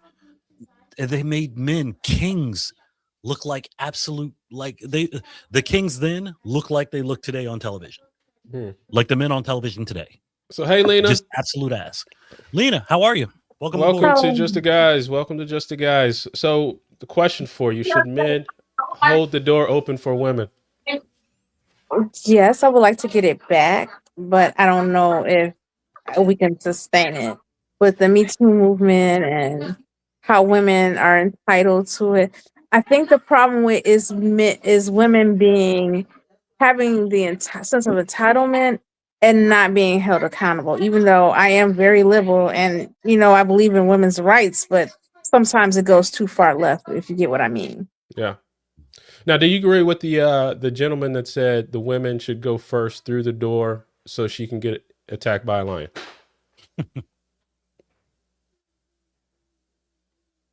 You muted yourself. No, not at all. But I also wanted to go back to what Gimpy was saying about their medieval simps. I never thought about it, but yeah, they kind of were. I mean, am in the way familiar. in the way they're presenting it, like I don't believe that that's really what happened. Like I think that most of these guys were getting the noble woman was banging all these knights all the time. But the way they present that is that these guys from afar worship these women, like roses, and dude, that never happened. In literature, believe it or not, it was. I didn't think about it. It's fantasy. Gimpy, man, let her talk, man. I'm sorry. In literature, it is true. They seem simpish. If you, I didn't read King Arthur, but I'm familiar with the tale. Remember, I think that even if you read the literature, I think they slept together. I think Guinevere and Lancelot, they have some type of physical, thing going between each other. I haven't read it though. And then, he was sworn to protect her, even though she was married to King Arthur. So, he was like the other man, like he was the original. Now, I did read Canterbury Tales. Oh, that was so difficult. Medieval English is hard. But I gotta go back and read it. Yeah.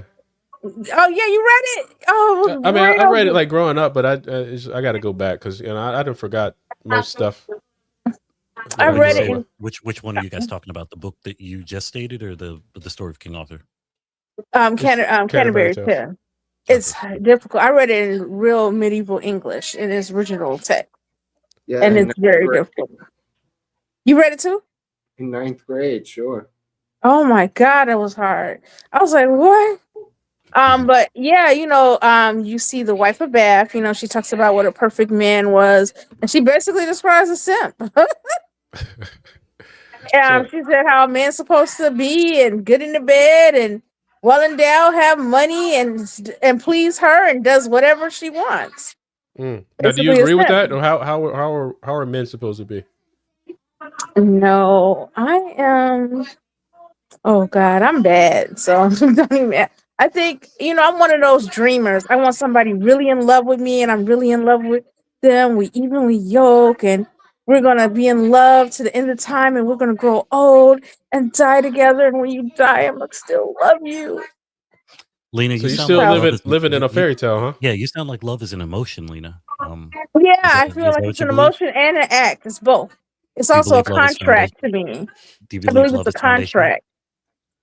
Huh? Do you believe love is foundational? Yeah, it's a certain extent, but I look at love as a contract you make with someone, before God. Like, I love you, you love me. We're gonna That grow sounds old. like a covenant. I'm thinking the aspect of. I'm thinking Yeah. of love in the aspect like I don't know. I see love as 1 Corinthians 13. That's my foundation for love. It's patient, it's kind, Love is envieth kind, not, love all is that good stuff. long. Yes, it's long suffering, all of that. It says nothing to do with makes me feel good. Well, I don't know what Kung Fu is trying to say, Lena, but he said I'm old already. I don't know what he's getting at. But yeah, Kung Fu CJ. I think he was trying to throw his hat in the ring. This is what this means, that they're selling a lie. The troubadours were the foundations of romantic chivalry, right? The people who went around village to village singing tall tales of stuff. Yeah. Yeah. Dude, I'm sorry. Like, the world is much uglier and dirtier than anyone wants to ever give it. Whenever we read history of a time period, just multiply that by degenerate. Whatever they're telling you, just add whatever level of degenerate you think was supposed to be there was there.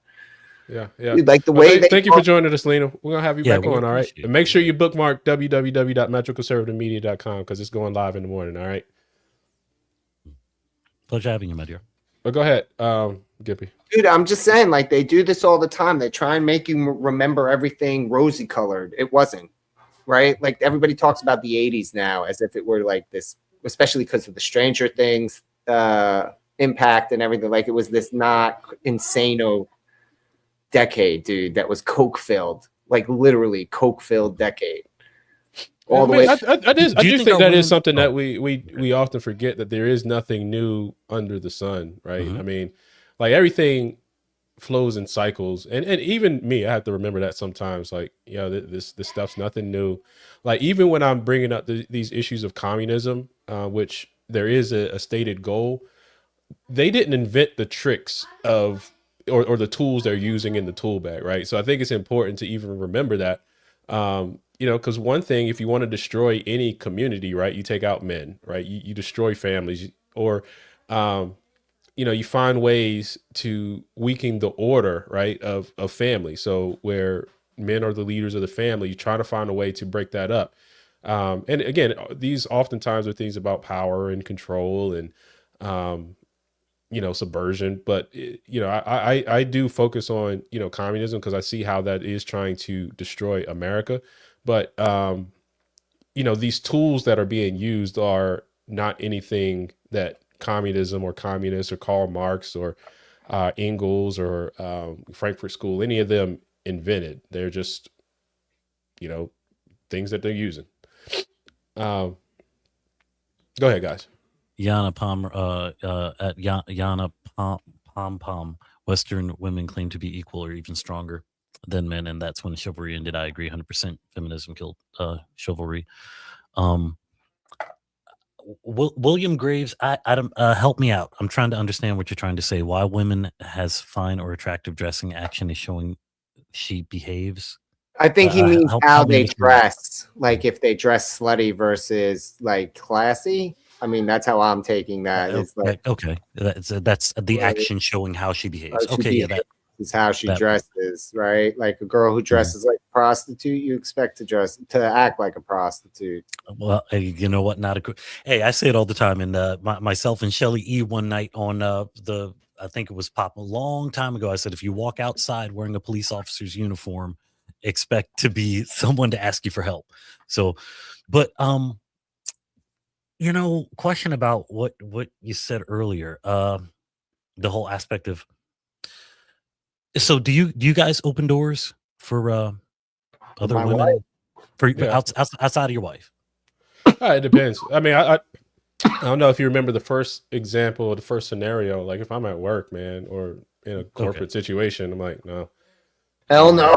I definitely you don't. No, I'll let them go first, but I will not hold the door, dude. That's an HR claim waiting to happen. Yeah, that's what it has become. Wow, dude, what insane? No way. No, oh no, I don't know. I just think if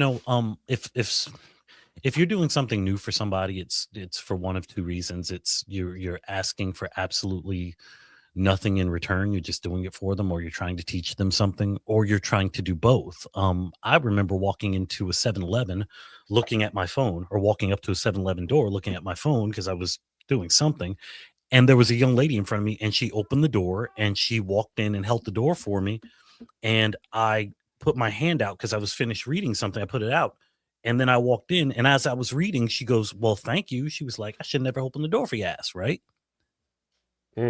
Now, I told her specifically, I'm like, you have to forgive me. You're just not that important. I wasn't looking up to see if you were holding the door for me or not. Like you're just not that you're not that important to me. And that's really, and it's sad. That's really where it's come to. You don't hold the door for the person coming. Like, again, it's one thing to purposefully go out of your way to hold open a door for someone, right? Like, I'll do it for an old person. Like that I'll do. I'll hold over a man or a woman, an old person who like actually needs help with the door. But like I won't hold the door for a woman out of chivalry. But at the same token, I'll like when I'm walking, I'll keep my hand on the door long enough for the guy or woman, whoever's coming behind me, to grab the door next. Yeah, that's not just gonna let it right. Like so I'm just like there's like I want to be clear. It's like it's not like a lack of courtesy. It's that, dude, in 2026, I'm not putting myself in a position. Right. Like that's why I made the joke and said, oh, I hold it open so I can look at their butt, because that's what they all think is going on, dude. Like it's a universal thing. Like they assume that the worst possible reason is the reason you're doing anything nice. That's why anybody thinks in 2026. So like I don't hold the door open for people because I don't want to put myself in a vulnerable position when I'm just trying to be a nice guy. No one cares about that. So that is your reasoning. So that is your reasoning. I just think that maybe I've just gone. I'm too far gone, I guess. I don't know, because I'm sitting here like I just don't care. anymore. Yeah, like, dude, Like, that's a little like scary to me. No, it is the 100% truth. I've gotten to a point. I get that. That's I what have makes gotten to a point where I just don't care. I was driving. Oh shoot. I'll just say I made a left turn one night at 2:00 in the morning. I was in a company vehicle. I looked and I saw a young lady broke down right next to the hospital. And I'm looking there and I'm like, okay. I roll down my window, company vehicle, completely marked up, all of that good stuff. And I say, hey, do you need any help? And she proceeds to just look at me like I'm crazy. And it's freezing cold outside. So I'm like, yeah, okay. You won't be hearing from me again. 4:00 in the morning. Guess what? When I get back, she's still there. Now she's actually rolling the window down, waving, and I just look at her as I drive by. I mean, because that's where we've gotten to a point where, yes, and it was put in the comment section as well. That there we go, bam. Western women claim to be equal or even stronger. If you want to be a man, then be a man. Like I've just gotten to that. They point. don't want to be. They want to be better than us, but that's a different story. Yeah, that's a whole nother thing. But I've gotten to a point literally where I'm like, you know what, bro, just do you. Just I do think more men need to embrace that, and stop caring what other people think, and even beyond that, just own it, right? I mean, just like Gimpy saying, like, yeah, I'm looking at her butt. And and if they challenge you on, you say yes, that's what I'm doing. But I mean, because you not have a butt. Yeah, I'm just saying, like, I think because, and there's a lot of reasons, right? But because men have tried to quote unquote play nice in the sandbox, I think it puts us oftentimes in a compromising situation. I mean, think about the whole child support system, or think about really just this whole this Me Too thing, right? I still think even now, because most men aren't what women, or not women, but society has labeled us as, right? I mean, the whole idea of toxic masculinity. I don't think most men are toxic. But if you're going to call us that, if you're going to call me over in the book, I wear it. I'm toxic. You can hang it around. I'm toxically masculine. I am totally okay. But that's what I'm saying. Like, we should embrace it, right? If you're calling me toxic, if you're calling me whatever, like, but this all the names in the world. But this is what I'm saying. Like, not caring. But that's kind of ownership of it, right? Like if my good behavior, and I don't know, like if me doing the right thing is called toxic, then I'm toxic, right? That's all I'm saying. Like, it's if that's what you want to call me, fine. If me wanting to lead my family is me being misogynist or abusive, look, I don't know what to tell you, like, because I'm just going to take care of my family. That's what it is. 100% how I look at it. They will, if I'm with them, you'll see what, and this, I guess, is answering kind of, we watch YouTube 8890. If I'm with them, you're going to see what it looks like. Okay. If you will, if I'm with them, you will enjoy me being the way I am with the ladies in my life. That's a good question. If I'm not, then I've come to the realization that I'll put it to you like this. I was out one night, and this is for We Watch. I was out one night, another snowy night, because I'm from Jersey, another snowy night, brutal outside, dropped some young ladies off, probably around 9:00 at night, snowy, all of this bad stuff, ice everywhere. I grabbed one of those ice breakers, and I'm breaking the ice off of the window of their vehicle. I'm just breaking it off for them, and they're like, "Oh, we got it. And I said, "No, I got it." "Oh, no, we got it. It's okay. I said, "Look, I understand that you have it. I'm saying, but I'm here, so you don't have to do it. Now get in the car. If we have to be like that." And then they're like, "Oh, okay." Yeah. If we have to be like that, why? and this is the majority of, and call it, you know what, proximity. Call it, these are the people who you're around. Call it that. But you know what? In 30 years, I have lived from New York all the way to, I've lived up and down the East Coast. You know, it's just, this is the way that people are. I'm coming to that realization. Yeah, man.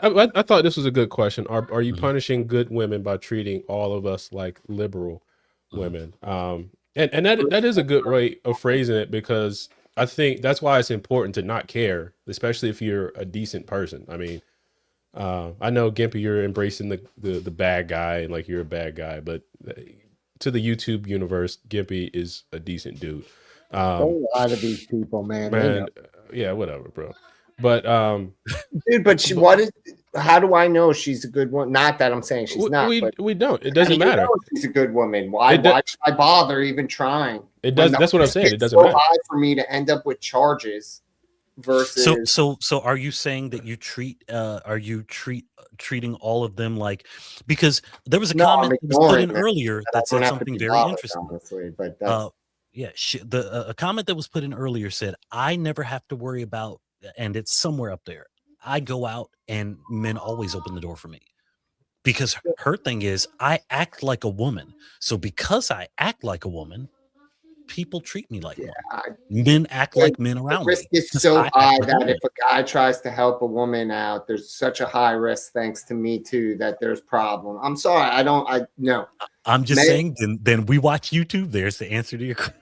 I'm sorry, like, dude, you have to prove that you're a good woman, because I have a much higher risk about you saying something bad about me than me saying something bad about you. I go to jail, you say something bad about me. And it's guilty until proven innocent. And that's what I'm saying. Like, dudes don't have a fair shake anymore. So, like, I'm not like, why should dudes stick their neck out because you say you're good?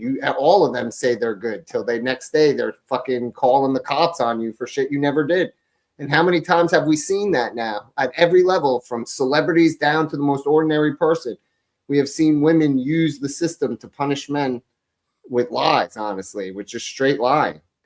I mean, Gimpy dude, everybody knows a lot of people president from CT married. Panel, man. His ex-wife brought him to court and everything, all on lies, man. None of it was true. Yeah, CT Gimpy said that marriages don't work. The fact of the matter is, there are a lot of great guys out there, a lot of great guys out here. And here's another great fact: the majority of those great guys are taken. I'm just saying, just be, man. Like I said, stop caring. He said you traumatized. I mean, I don't know about traumatized, but not necessarily traumatized. Like, we're just kind of navigating. You learn from your mistakes. Well, you're navigating the waters that you're in. I don't want to go to jail, man. You are navigating the waters that you're in, but again, I think, more often than not, if you're doing the right thing, yeah, I mean, you'll be good. But I get it, man. I know. We had a link in earlier. We would have loved for you to like jump in. We're nice. We really are nice. Yeah. I'm terrible. All right, guys. Final thoughts, man. What you guys thinking tonight, man? Should men open the door for women? Yes or no? I think I'll quickly knock it out. I believe that, again. Overall, I can't speak for overall, but my mentality is, you're right. I do believe logic 100% in the aspect of we are navigating the waters that we are in. I again believe that feminism killed chivalry, or whatever version of chivalry that we have today. And for me, the only way that you'll see my chivalry, and I still got it. I do. The only way you'll see it now is if I'm with my ladies, or else, you know what? It is what it is. Right on. About you? I'll hold the door for We Watch YouTube. How about that? All right. That works for everybody. Can we get? Okay, I was about to say, can we get 2 minutes with We Watch YouTube? If she wants to jump on, we watch. You want to jump on? Oh. Give us a thumbs up and we'll drop. I like what Mark in Portland said. When a woman can withdraw consent after the fact because her feeling days later, it makes romantic relationships with women dangerous. I mean, that's what I'm talking about, there you man. Go. Facts. Dude, a lot of kids, dude, I would not want to be 20 in 2026 and have to learn how to date in 2026. Can you imagine some of the dude that have consent apps? We just talked about that with Bling a couple weeks ago. Bling's like he doesn't deal with apps the stuff where you touch your phone to the other person's like. Oh, that's we live crazy. in a day and age that's necessary. That's the scary part. It's not that we have it; it's that you need it, that you have to have. I was at a grocery store and I asked the young lady, I said, "Can I give you a compliment?"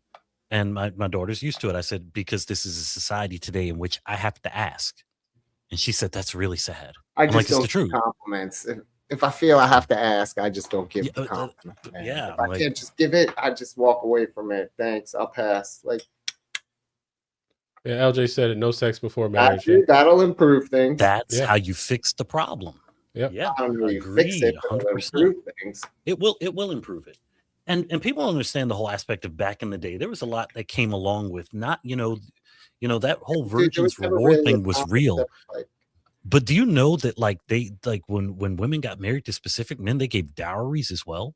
Like there was a lot that came along with the woman that you were like she was actually, you weren't just specific people of a specific standard just dating and marrying peasants. No, the people who were up here even following the whole aspect of chivalry were at a specific standard, so yeah, the women were actually something. So the women that they were going for, and yeah, Gimpy, you're right, they could have been the town bicycle and sleeping with all the knights, yeah, but a lot of them were trying to find good people. It was literally joining families together.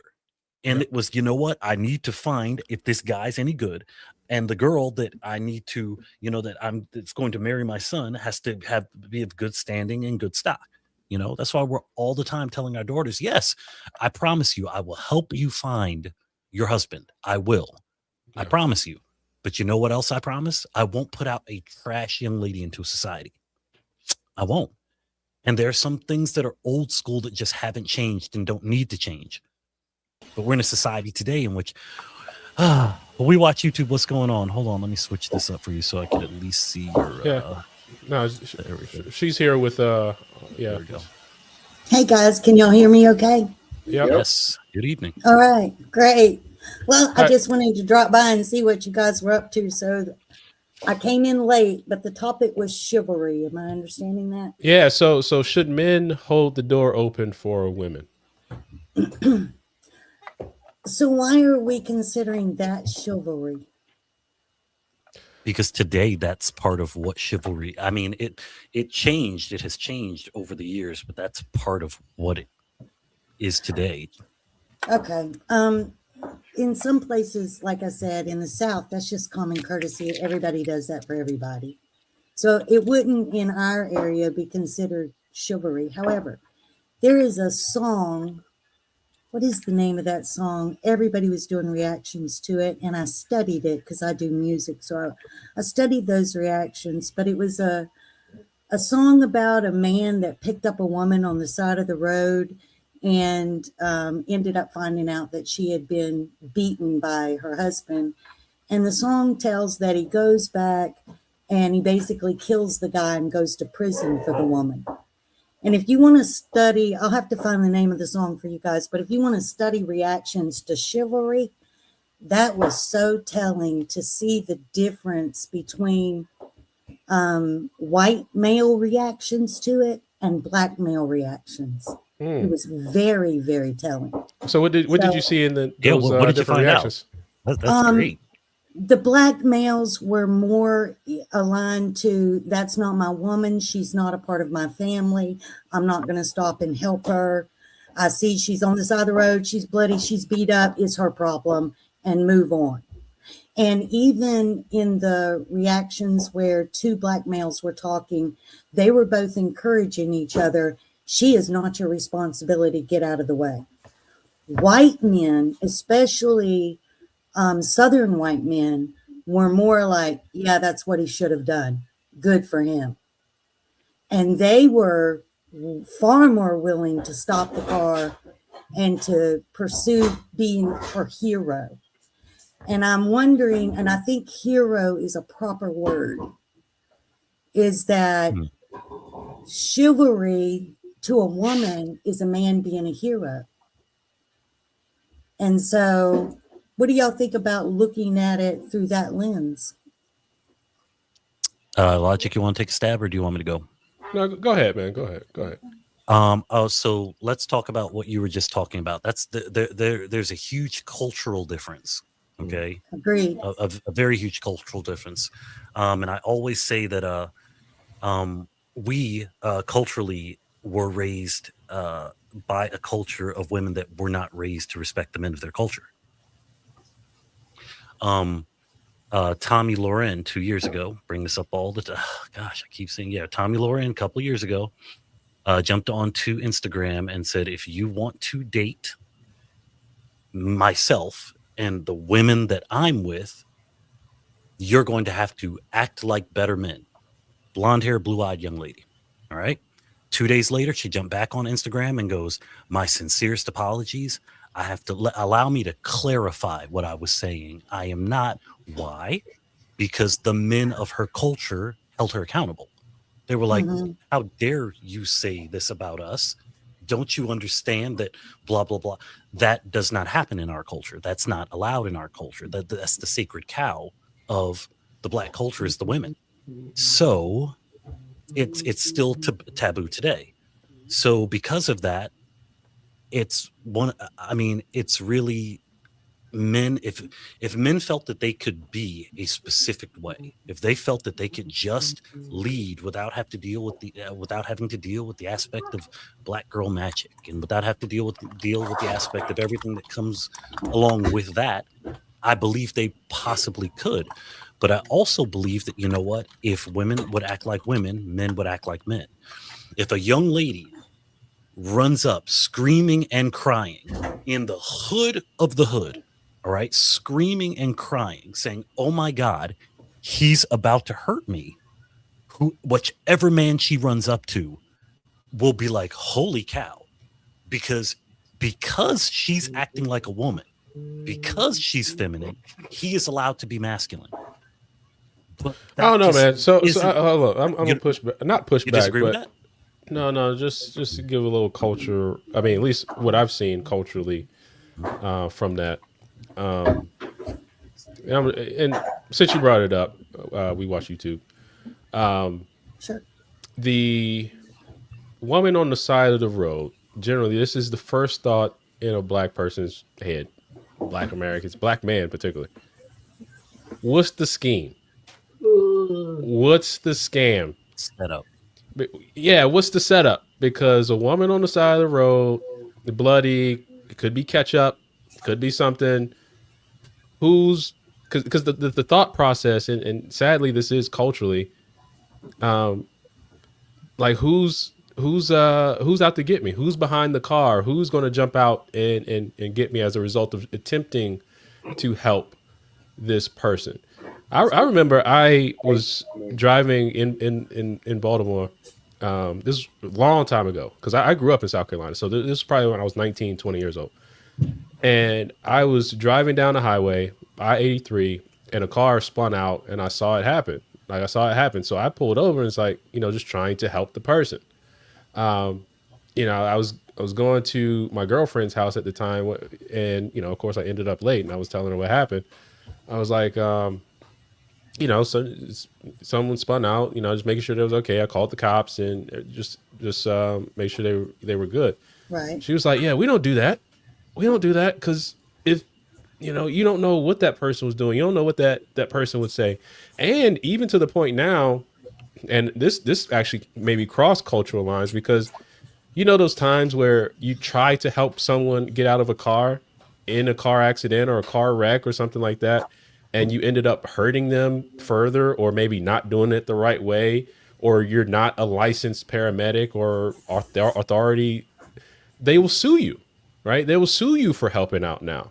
So I think when it comes down to that song and maybe the reaction, when the reason why you may see black people respond a certain way, because the thought process immediately is, what is the scam? What is the scheme?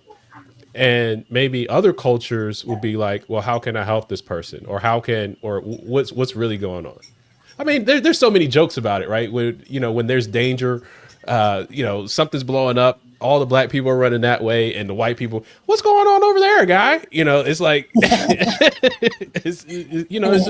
it's like one of those things. But yeah, Well, I don't know. I want to bring it back then because I was listening with the filter on of how a hero talks and doesn't. And I didn't hear a hero's language in any of that. But I think that it's up to us to decide when we want to adopt a new mindset and we want to rise above our culture, because what I see being lost, which should never be lost, is the golden rule. Yes. No, I 100% agree with you. I 100% agree with that. See that go by the side, whether chivalry does or not. The golden rule should not be lost. We still should be doing for others as we hope someone should do for us. And we should be raising our children that way. Yep. We still have good old boys around here, and they're plentiful. So in our area, if a guy stops in a truck and asks you if you need help, he's probably one of those good old boys that do that for you. Yep. That would make a woman far more trusting in that situation than it would if I was up in the north and somebody I didn't know stopped and asked me if I wanted help. Yep. If the whole culture is like that. So I can see in areas, in geographies, you're going to have different responses. However, we are never, because our main geography is the kingdom of God, we have to hold that golden rule no matter what. But I think the examination of your question was really worthy of looking at. So thank y'all for inviting me on the panel. Right on. Thanks for joining us tonight. All right, guys. We're going to get out of here. Man, that it's called Hardy Wait in the Truck is the name of the song. The song is called Hardy Wait in the Truck. But I mean, there are cultural difference between way people. I mean, like I said, I live outside the city now, and you can see people more willing to help. Neighborhood. Man, shut up, man. You do see people more willing to help one another and more receptive of things like holding the door. But when you go into urban environments and things like that, I don't want to say it's all urban environments, but there is more of that. I dare I say, like, fast paced, everybody for themselves, that kind of for number one attitude. Yeah, just mentality. And granted, like, you can be still looking out for number one here, but it's just like, hey man, I'm gonna hold the door. But I mean, you're all right. I meant to ask we watch you. Sorry. No, go ahead.